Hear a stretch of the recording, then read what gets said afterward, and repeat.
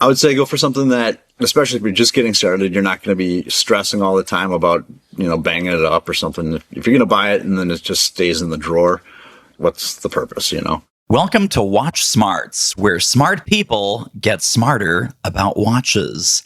I'm your host, David Newman. Let's jump right in.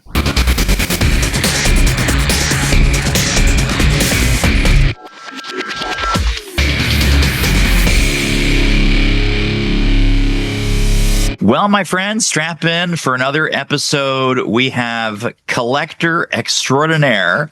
We'll see how extraordinary he is. Mr. Jeffrey Thomas, welcome to the show. Thank you, David. Very excited to be here today. How are you?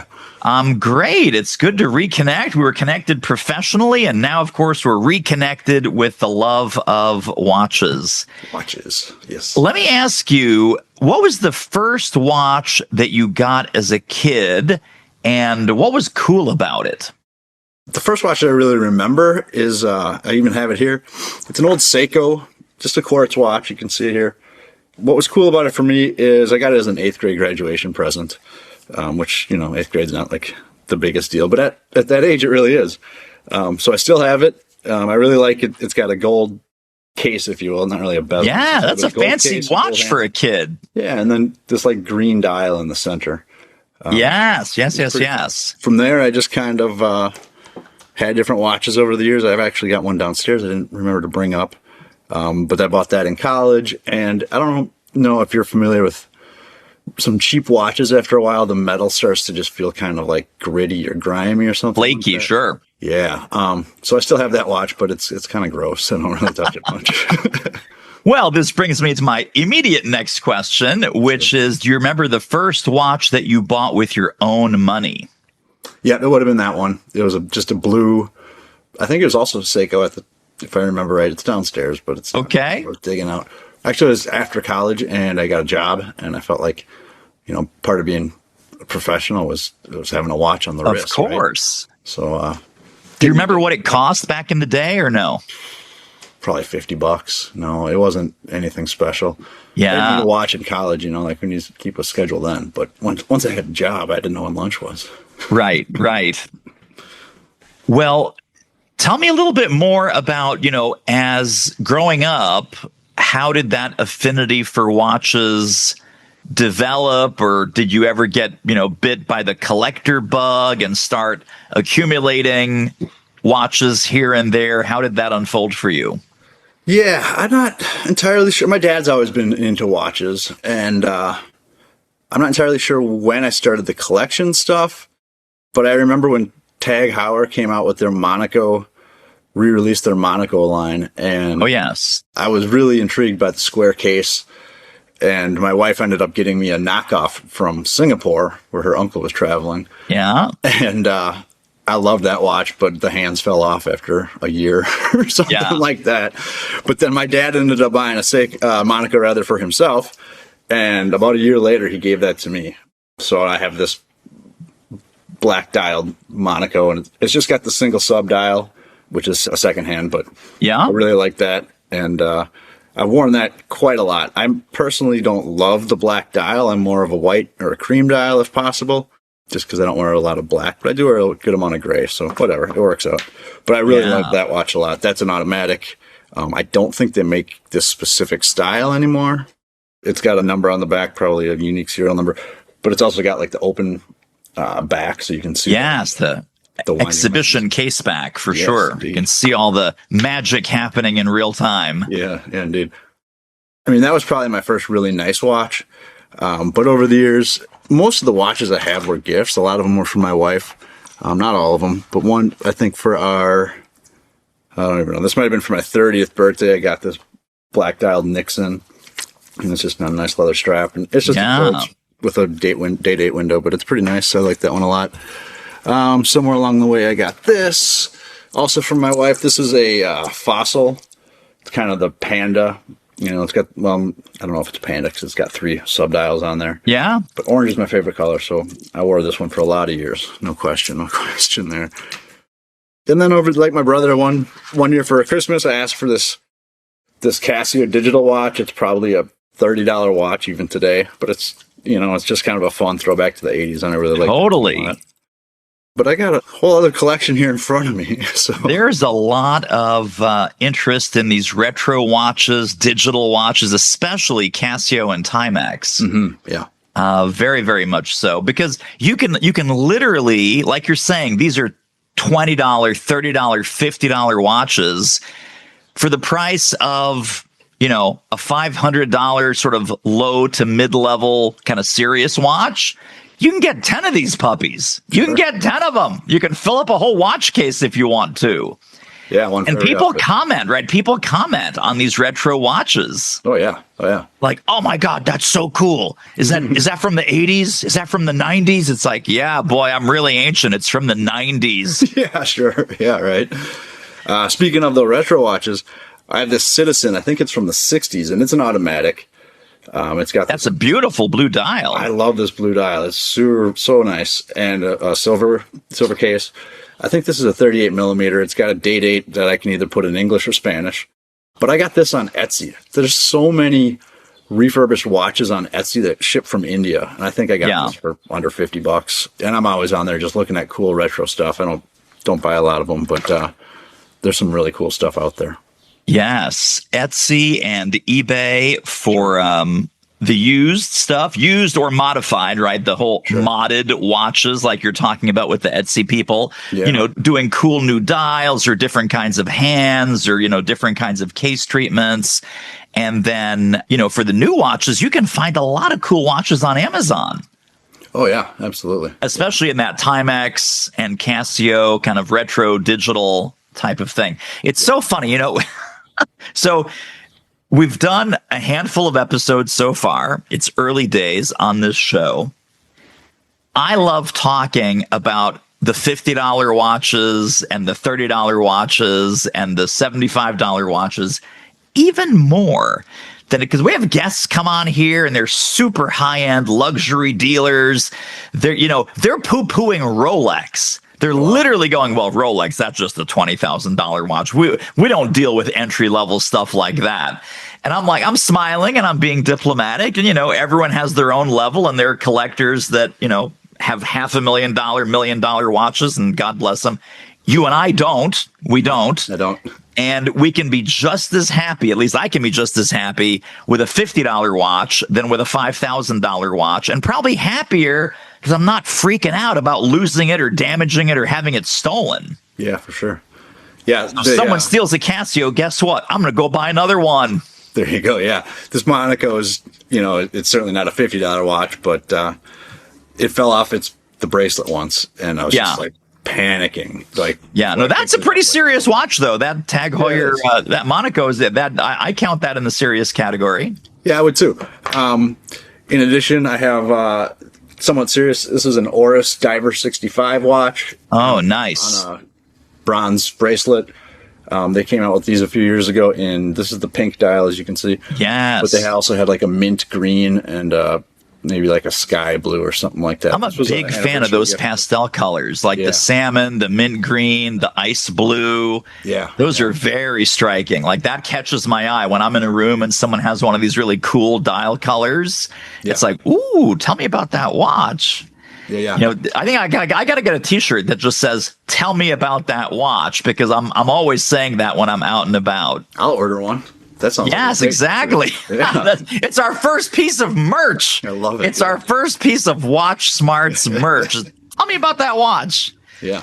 That's really great. Well, we've gone through a little bit of your collection. This is super exciting. Perfect time to ask you, what is your desert island watch? In other words, if you had to wear one for the rest of your life, day in and day out, what is that one watch that you would take on a desert island? And then what is special about it to you? Well, right now, like I said, this Diver 65 is kind of my daily wear. And it's special because it was an anniversary gift for my wife. So I really like that. Among all my other things, I have it's my dad's, but he's like, oh, you have to have this because the Artemis, the space program just went around the moon. So this is the Omega Speedmaster, first watch on the moon.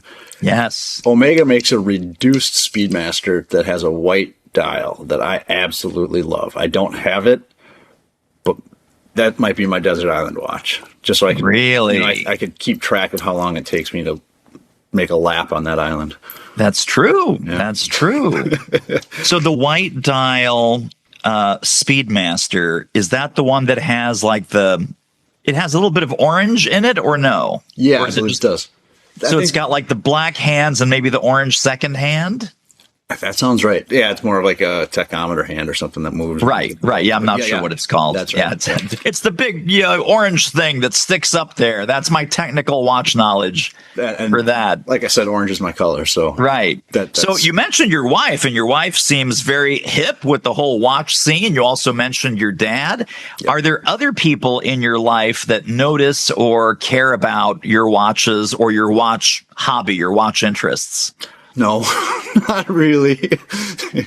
That's it. Like, no friends, siblings, colleagues, nothing. My brother lives out in Brooklyn, and he's a little bit into watches. He's got a Shinola, and he might have another one. I know he has another one at this time. Mm-hmm. I can't think of what it is right now. So we'll talk watches a little bit, and people will comment, "Oh, that's a cool watch." Yes. And then it doesn't really go anywhere, Yeah. They're not wearing a watch. They have oh, that's a cool watch. I have an Apple Watch. It's like, okay, good for you. Yes. Oh my gosh. Well, yeah, it's funny. I'm a techno geek, but I have never been intrigued by an Apple Watch. Yeah. I mean, it's not even a watch. It's like a small computer. So, it's an iPhone on your wrist. Yep. So, enough as it is. I don't need that. I have every other Apple product. I've got the MacBook. I've got the iPad. I've got the iPhone. I've got, I this and I that. But I just I never resonated with the Apple Watch. Mm-hmm.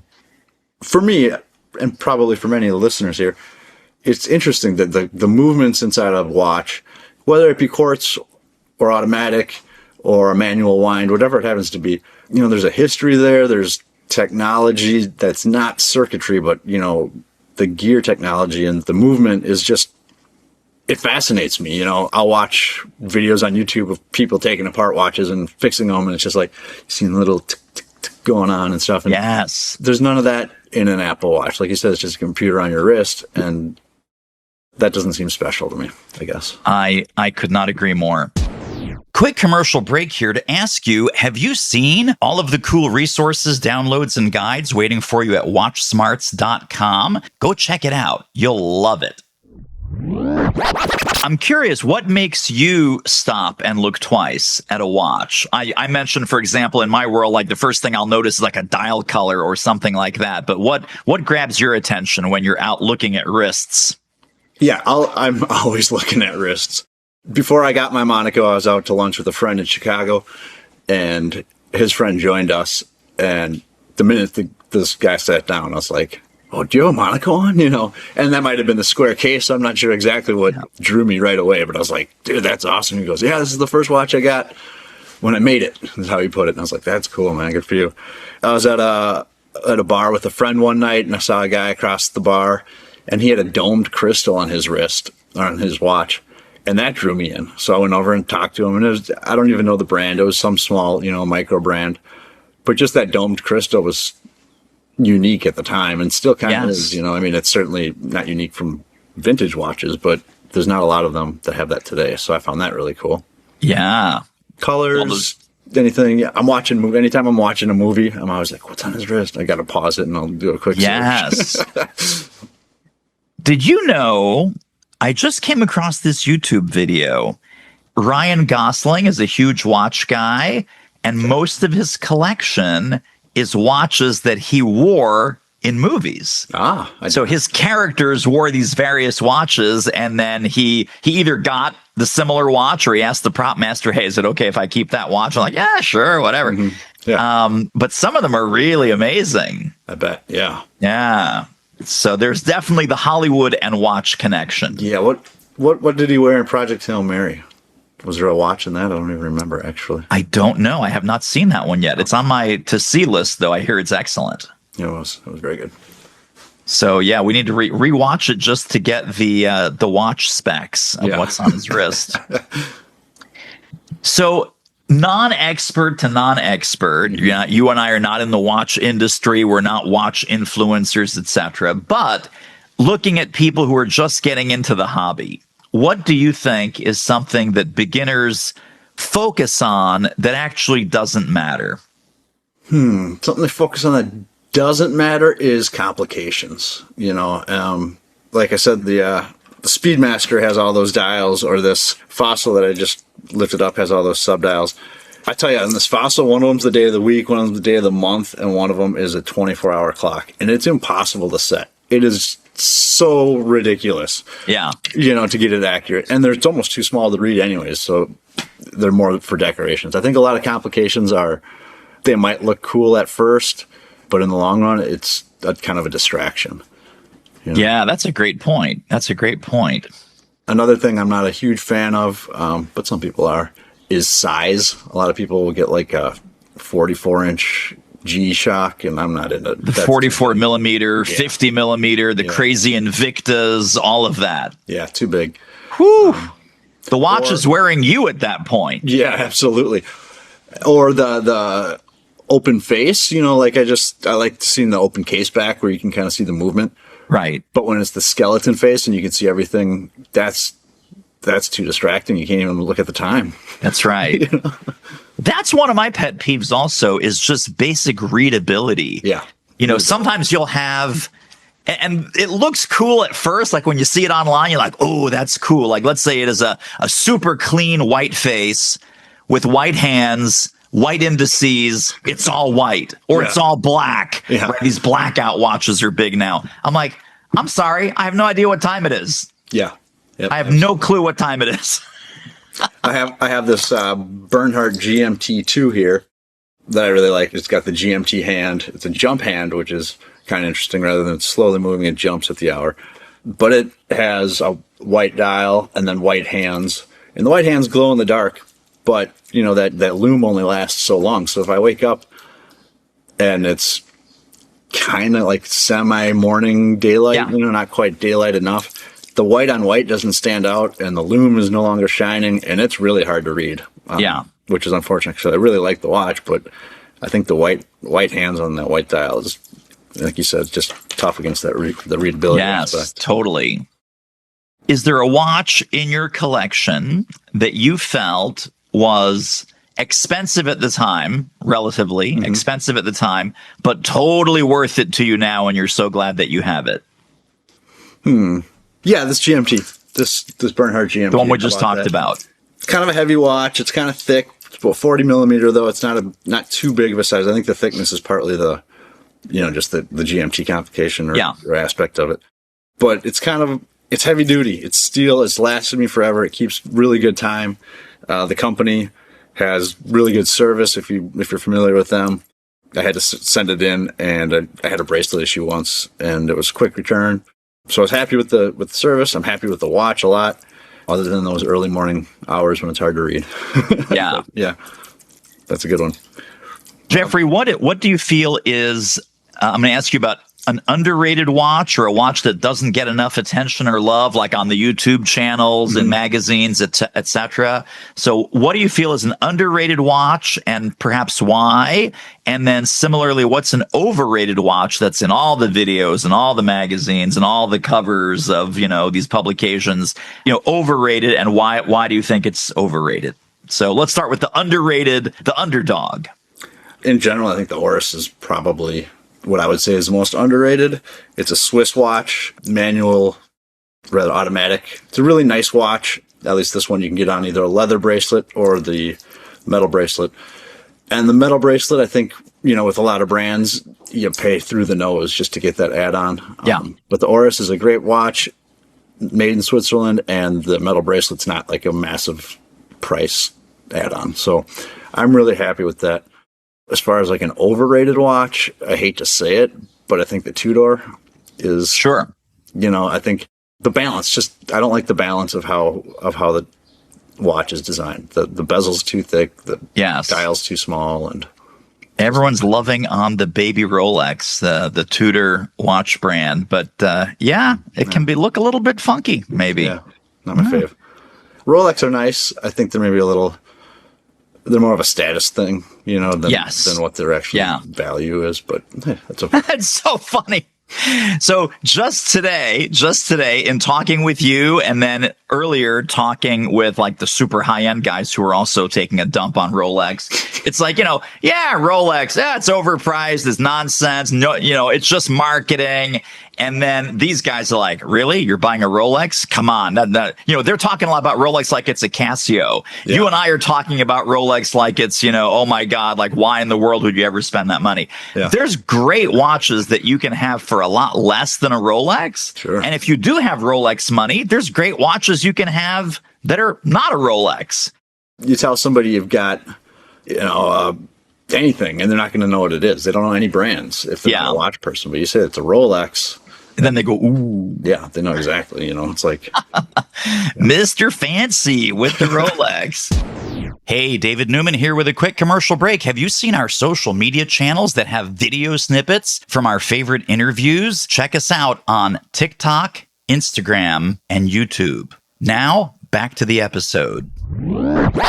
Well, if you had a friend just getting into watches right now, maybe they've got their first serious watch, they're getting a little bit bitten by the collecting bug, what would be your best advice for them?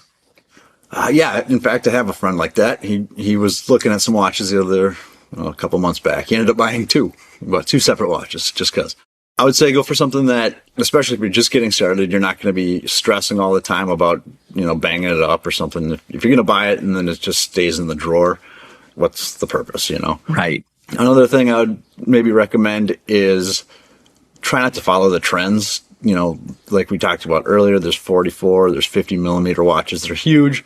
They were really popular in 2015. They're not so popular now. Right now, the 38 millimeter is probably, kind of hot. Yes. So find something that fits your wrist and don't follow the trends too much. I would suggest, especially when you're first starting. Really great advice. We mentioned about YouTube and other sources of research and information. Are there other, are there YouTube channels that you recommend and follow? Are there publications, blogs? Kind of where do you get your watch intel from? I'm on a number of mailing lists from micro brands, but mostly I just see what I'm always kind of checking out what they're sending out. Mostly I'm just letting the YouTube algorithm feed me. So you have a regular diet of things to look at on your YouTube recommendations. Yeah, between cameras and camera lenses and watches, that takes up a lot of my stupid time. Excellent. Good. Well, as we're landing the plane here, I'm going to have two final questions for you. The final question is if there's any final thoughts or words of wisdom that you'd like to leave with us. Before that, though, I always like to have fun with my guests and ask them a very quick 5-question lightning round. Sure. These are just very simple A or B questions, and first answer pops in your head is the right answer. So my first lightning round question is strap or bracelet? Depends on the season. Oh, a middle ground answer. Very good. Well, in the summer, it's too hot to wear a bracelet. Okay. But I'm sorry, it's too hot to wear a leather strap. In the summer, it's too hot to wear a strap. But if I had to pick one, I'd go bracelet year-round. Okay, very fair. Vintage or modern? Looking at my collection, I'm going to say vintage. 1 great watch or 5 good ones? 5 good ones. Buy new or hunt for pre-owned? Part of the vintage question, hunt for pre-owned. Loud watch or quiet watch? Quiet, yeah. Very nice. I got a That's Timex great. that my wife makes me bury. It's a Timex weekender, and she's like, she can hear it from across the block. Yes, well, that's literally loud, right? That's loud that you can hear. I meant just kind of loud design. Oh, yeah, still quiet. Quiet watch. Well, okay. Nope, I take that back because my Oris is pink, and I kind of wear that. I wear it because it pops. So loud. Okay. Well, loud. Interesting. So is colorful always loud? I think that is a colorful quiet watch. This is my opinion. Sure. Okay. I think that would count as a restrained design in a very interesting color. Okay. Yeah. Okay. Then I'll go with quiet. Sticking with quiet. I think like the G-Shock is a real loud watch. Yes, I agree. Especially in hot pink or bright yellow or white or any of those other crazy colors. Yeah. All right, my friend. Well, Jeffrey Thomas, final thoughts or closing words of wisdom for our listeners before you wrap up. What can you share as just kind of a takeaway for the emerging new watch enthusiast? I guess my biggest takeaway would be, just like you said, one good watch or one great watch or 5 good watches. Go with the 5 good watches and, get them in different styles. I got this Seiko tank here. That's a rectangle face. I got the Monaco. That's a square face. I got a number of round dials. So go for the variety. And figure out what you like. A lot of people, they overinvest in some big crazy watch and they don't even know what's available out there. And that's really great advice, I think, is, invest in some variety. Then when you develop a taste, right, then you can go for the big, expensive, fancy watch of the kind that you really like and will enjoy and will wear. You made another great point. Don't just buy a watch that you're going to like looking at in your bedroom or in your office. Mm-hmm. Wear it out in the world. I'm with you. I don't get it where people buy these watches and they stick them in a drawer or they put them in a case and they never wear them. A watch is for wearing and enjoying. Yeah, absolutely. Absolutely. And they're going to get banged up. That's just part of the game. Yes. It's just like when you have a car, right? That first scratch, you're like, oh. But then after that, you're home free. You can drive that car anywhere around town. Go nuts, because you already got that first ding or that first scratch. There you go. Yep. All right, my friend. Well, thank you for joining us. Thank you for sharing your watch wisdom. That was really, really a great episode. It was really fun to talk about it. Thank you for inviting me, David. And that wraps up another episode of Watch Smarts. Listen, if you love this show, if you love watches, subscribe, download, leave us a rating or review on your favorite podcast platform, and check out all the free resources waiting for you at watchsmarts.com.